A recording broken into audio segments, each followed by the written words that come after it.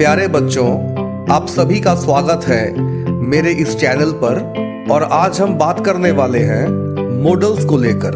बच्चों, जैसा कि आप सभी को पता है, काफी सारे क्वेश्चंस पूछे जाते हैं मॉडल्स को लेकर, लेकिन कभी कभी हमें दिक्कत होती है, हम समझ नहीं पाते हैं कि कौन सा मॉडल कहाँ यूज करें। तो बच्चों, आज के इस क्लास में हम इसी टॉपिक पर बात करने वाले हैं। लेकिन उससे पहले हमें ये पता होना चाहिए कि ये मॉडल्स है क्या, या तो फिर आप कह सकते हैं कहां से हमें ये मॉडल्स मिलते हैं। बच्चों, हम सभी को ये पता है कि इंग्लिश ग्रामर में हमें पार्ट्स ऑफ स्पीच मिलता है। और बच्चों, कितने पार्ट्स ऑफ स्पीच हैं? जी हाँ, there are 8 parts of speech, जो कि शुरू होती है नाउन से और खत्म होता है इंटरजेक्शन में। अब ये मॉडल्स जिसकी बात आज हम कर रहे हैं, ये हमें वर्ब के अंदर देखने को मिलता है। चलिए आगे बढ़ते हैं और मैं आपको बताता हूं कि वर्ब को हम कितने भागों में बांट सकते हैं। तो बच्चों, जैसा कि हमें देखने को मिल रहा है, वर्ब को हम 2 भागों में बांट सकते हैं। एक तो हो गया आपका प्रिंसिपल वर्ब्स, जिसे हम मेन वर्ब्स भी कह सकते हैं। और ये मेन वर्ब्स या तो फिर प्रिंसिपल वर्ब्स को हम 3 फॉर्म्स पर भी बांट सकते हैं। जैसा कि आप लोग देख रहे हैं, प्रेजेंट फॉर्म, पास्ट फॉर्म और लास्ट में पास्ट पार्टिसिपल फॉर्म। जैसा कि आप लोगों को यूज करना पड़ता है, आप सभी को पता होना चाहिए, जैसे कि गो, वेंट, गॉन, टेक, टुक, टेकन, टेल, टोल्ड, टोल्ड। इस तरह हमें हजारों वर्ब देखने को मिलता है। और दूसरी तरफ जो है वो है ऑक्सिलरी वर्ब्स, जिसे हम हेल्पिंग वर्ब्स के नाम से भी जानते हैं। अब जैसा कि प्रिंसिपल वर्ब्स में या तो फिर मेन वर्ब्स में हमें 3 फॉर्म्स मिलते हैं, ऑक्सिलरी वर्ब्स या हेल्पिंग वर्ब्स में हमें केवल 2 फॉर्म्स मिलते हैं, एक प्रेजेंट फॉर्म और एक पास्ट फॉर्म। और हमारा जो मॉडल्स है वो हमें इसी ऑक्सिलरी वर्ब्स या हेल्पिंग वर्ब्स से मिलने वाला है। तो चलिए आगे बढ़ते हैं और देखते हैं कैसे मिलता है हमें ये मॉडल्स।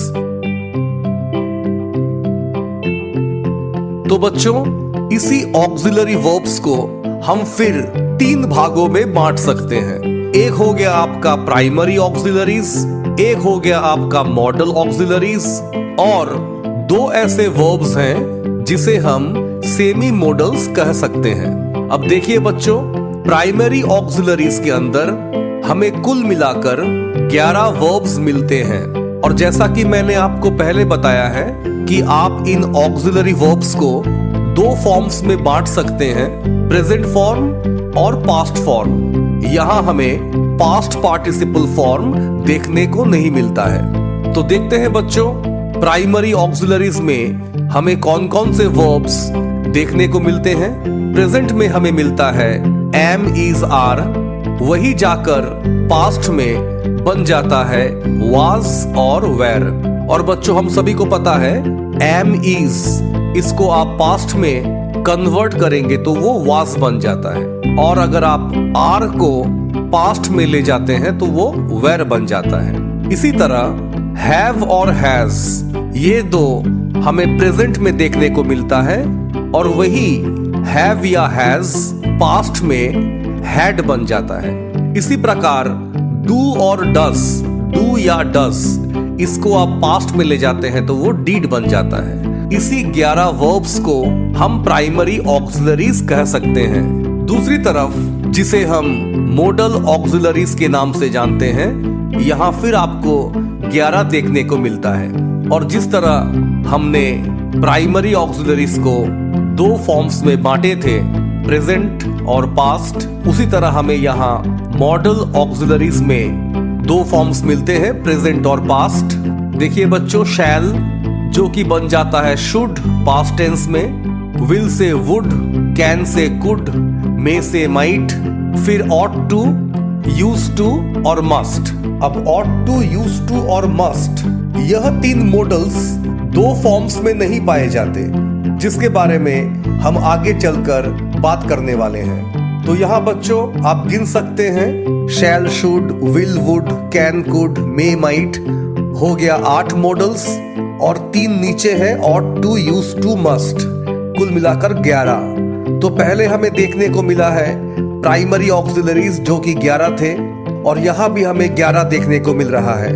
तो 11 + 11 हो गए 22, और अंत में डेयर और नीड, इन दो वर्ब्स को सेमी मॉडल ऑक्सिलरीज का दर्जा दिया जाता है, क्योंकि आप इसे प्रेजेंट में भी यूज कर सकते हैं और पास्ट में भी यूज कर सकते हैं। और मैं आगे चलकर इन सभी मॉडल्स के बारे में बारीकी से समझाने वाला हूं। तो बच्चों कुल मिलाकर हमें यहाँ 13 मॉडल ऑक्सिलरीज देखने को मिलता है, और आज के इस क्लास में हम सिर्फ कैन को लेकर बात करने वाले हैं।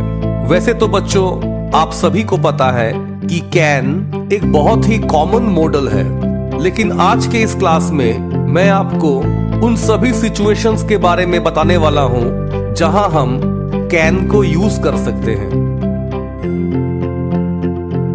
तो बच्चों कैन का जो पहला यूज है वो है टू एक्सप्रेस एबिलिटी। एबिलिटी यानी कि क्षमता। आप में ये क्षमता है या नहीं, क्या आप ये काम कर सकते हैं, इसी को हम एबिलिटी कहते हैं। मान लीजिए कि किसी एक क्लास में काफी सारे बच्चे पढ़ते होंगे।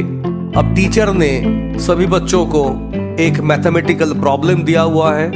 अब ये देखा जा रहा है कि सभी बच्चे उस प्रॉब्लम को सॉल्व करने के लिए सक्षम नहीं हैं। कुछ ही ऐसे बच्चे हैं जो कि उस प्रॉब्लम को सॉल्व करने की क्षमता रखते हैं। जैसे मान लीजिए आपको लगता है कि आप ये प्रॉब्लम सॉल्व कर सकते हैं, आप में वो क्षमता है, आप वो प्रॉब्लम सॉल्व कर सकते हैं, मतलब आपके अंदर वो एबिलिटी है। तो आप कह सकते हैं I can solve the problem.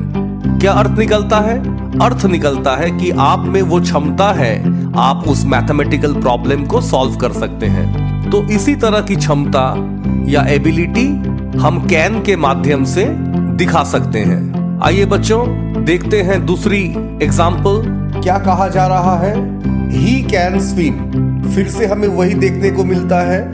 ही जो है, जो कि इस सेंटेंस का सब्जेक्ट है, उसमें क्षमता है कि वो तैर सकता है, उसे तैरना आता है। Means he is able to swim. अब सब तो तैर नहीं सकते, इस लड़के को तैरना आता है, वो तैर सकता है। तो इस तरह से जहां कहीं भी हमें एबिलिटी दिखानी हो या तो फिर क्षमता दिखाना हो, तो हम वहां मॉडल वर्ब कैन का प्रयोग कर सकते हैं। चलिए बच्चों आगे बढ़ते हैं, देखते हैं इसके अलावा और कहां हम कैन को यूज कर सकते हैं।